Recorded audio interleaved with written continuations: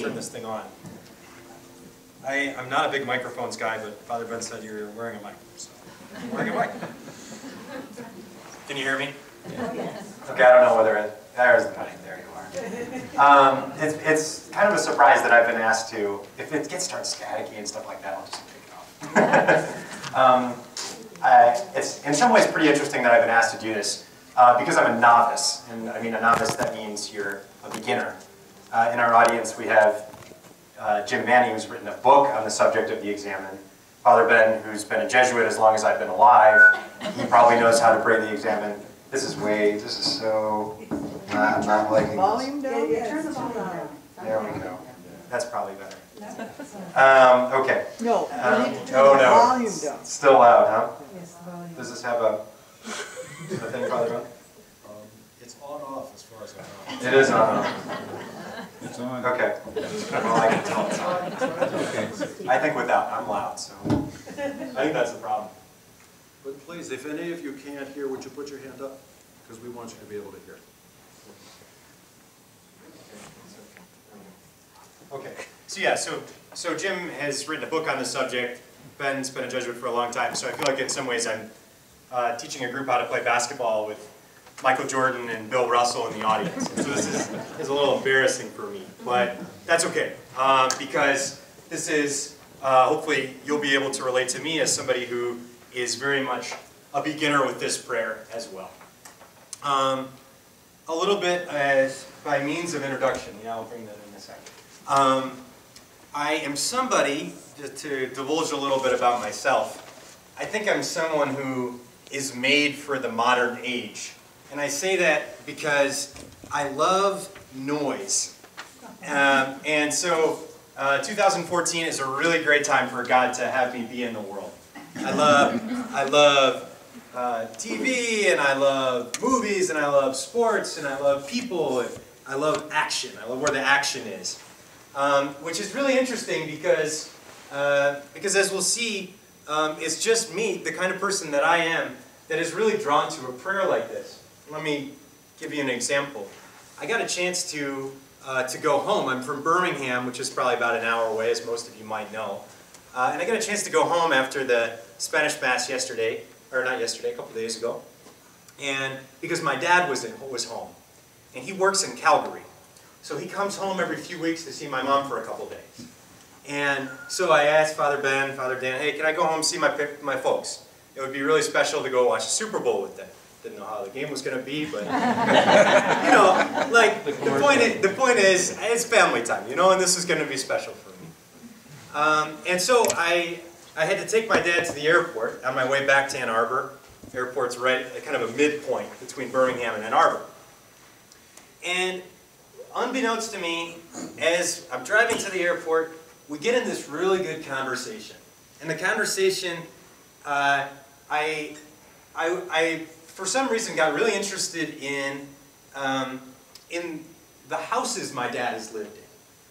And so I asked him what I felt to be a small question, you know, where'd you live before you moved into our current house? My parents bought the house they currently live in 1980. And he just launched into this really long thing about the history of his family and when he started and a business with his dad and all this stuff. And what was a very small question turned into this really big story. And it was really moving to me. And eventually we got to the airport, and it was kind of time to drop him off, say goodbye, you know, man, goodbye. And so he's off. And I was really touched by his story. There was nothing necessarily special about it in particular, but I really started feeling emotional about the connection I have with my dad. My dad's my best friend. And this just was really rising up in me. Now, go back to my earlier point about being a guy that loves noise. I live 5 minutes away from the house, from the parish, and every day, the first thing I do, I turn in the car, I turn on the radio. I listen to I'm looking for a top 40. I hate talk radio, so if I hear talk next, find a top 40 song, next. And I've only got 5 minutes, so most of the time I'm just pressing the next button, and that's that's my car ride. But I need the noise, I need something going on. Well, what does this have to do with being quiet in the examen?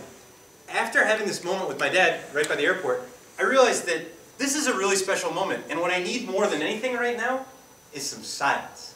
A place where I can just appreciate what it is that God has just done. He has just shared with me my dad's enthusiasm for his story, and he's brought that to me.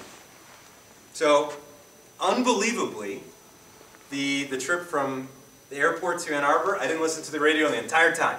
This was like a breakthrough for somebody like me. And I use this story to illustrate what we're doing today. The examen is a prayer. I want to move this more front and center so you can see it. I, for one, am not too worried about you hearing me, but I would like you to be able to see this. So I can move around. So if you can't see it, come forward. There's lots of chairs. The examen, yes? Would people like to move, or should we just move this back? Move it back. Move it back a little bit? There we go. I like where it was. Can you all pretty much see? I liked where it was. I'll probably cut in front of you a couple times. Flag me down. So, the examen is a prayer. It's one prayer among many. And I don't say that to reduce its significance. This prayer has been extremely significant in my life. It's something I've prayed every day for the last 7 years. Now, maybe I haven't been perfect about it, but that's my goal anyway. And the reason that I pray this prayer every day is because it's a way for me to see how it is that God is at work in my life. So that when I have a moment like I did with my dad, it doesn't just pass away. Like, oh, cool moment, see ya. On to my next top 40 station. Instead, it's a matter of seeing, in the moment, I am recognizing that God is somehow present to me through this experience, such that I'm going to give God a space of silence and quiet to take a second to appreciate what happened. And this is what the examen does. It does other things as well. You have in front of you a little agenda. If you turn over the first page, you're going to see a blank, not blank, but a sheet, a little outline that has blanks on it for you to fill in. Karen Thomas, the RCIA staff person, called it the examen Mad Libs. And it's funny, but it's not exactly accurate. Because in Mad Libs, you kind of fill in what you think should go there. But the idea is, we're going to go through the steps to the examen. Now, before I go into that, I want you to be clear. The examen I'm going to teach to you tonight is one example among many. So it's not as if this is the only way to pray the examen.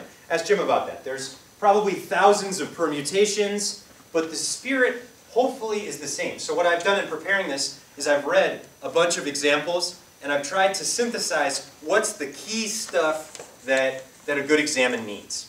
Okay? With that said, some things are going to really stand out to you, other things might be a little more challenging. For this first part, I'm going to take you through this, and I'm going to do it pretty fast. Because what I really want to do is get to the point where I can model an examen for you, and you can do an examen yourself in the group. Okay? I think that's the more important stuff. But if we're going to get there, we need the nuts and bolts. So I'm going to go a little fast, and your job is going to be to follow along, fill in the blanks, but also to ask me questions. So when I'm going too fast, you tell me, hey, you're going too fast, or explain that, or I have a question about this. That's all fair game. Okay? All right, let's begin. So, praying the examen. 6 steps to seeing God in the everyday. Stephen Covey has his 8 habits. I've got my 6 steps. So, take that, Stephen Covey. And Stephen Covey, perhaps he has PowerPoints. I have the PowerPoints of the 19th century. Examine background. Created by our friend, who we learned about, St. Ignatius of Loyola. Pretty cool guy. You heard about him if you came to presentation 1. It's interesting, Ignatius said the examen he told the Jesuits, look, yeah, we know you've got really busy lives. Maybe you're having a really hard time finding a place for prayer. Don't skip the examen. If you're going to keep one prayer, keep the examen. Why? Because it's more important than anything to keep our eyes on how God is working in our lives. Okay? So pretty cool. So he thought this was a pretty important prayer. So do I. In an ideal world, of which, breaking news, this is not, the examen could be prayed daily. It works best when it's prayed daily because it gives you a continuous sense of what's happening in your life. Okay? It doesn't mean if you miss a day to stop praying the examen. But it's kind of a goal or something that maybe you will want to seek to incorporate into your prayer life. It typically takes about 15 to 20 minutes to pray. So it's the kind of prayer that will work pretty well for someone who's really busy or who's got a lot going on, like most of us probably do. All right, let's begin. Well, it's got this sticky kind of quality to it.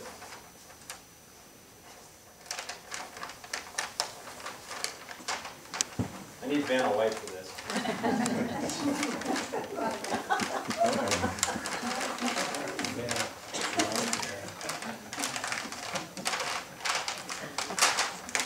Oh, there you are. Can't wait to do that 5 more times. All right. Step 1, be quiet. Now, we use this term not like your mean old social studies teacher in high school. Father Ben, be quiet. I've had enough of your chatter. Not that kind of be quiet. Be quiet like finding that place of peace and quiet where God can touch you. That's the kind of quiet that this is. The kind of quiet that when we begin praying, everything else, as best we can, washes away. And all we have is us, the person who is praying, and God. That's it. That kind of quiet. This step is incredibly important. You'll see later on that in the examen, there is this temptation to just, boom, start telling God what's going down. I did this, God, and I did that, God, and oh my gosh, God, oh my gosh. It's like, I taught middle school right before entering. I know exactly what it is to have a person rattle, I did this, and I did this, and I did that, and I did this, and did you hear it? That's not really prayer. That's us just regurgitating information. So we really need step 1. We really need this place of peace. This may take you the entire 15 to 20 minutes. In which case, don't get down on yourself. You just prayed really well. You offered God 15 minutes of just appreciating being in His presence. You didn't make an examen, but don't feel bad. You just prayed, probably really well. So this is a key step. Please don't skip it. Many people like to close their eyes, concentrate on their breathing. This is a way that you could kind of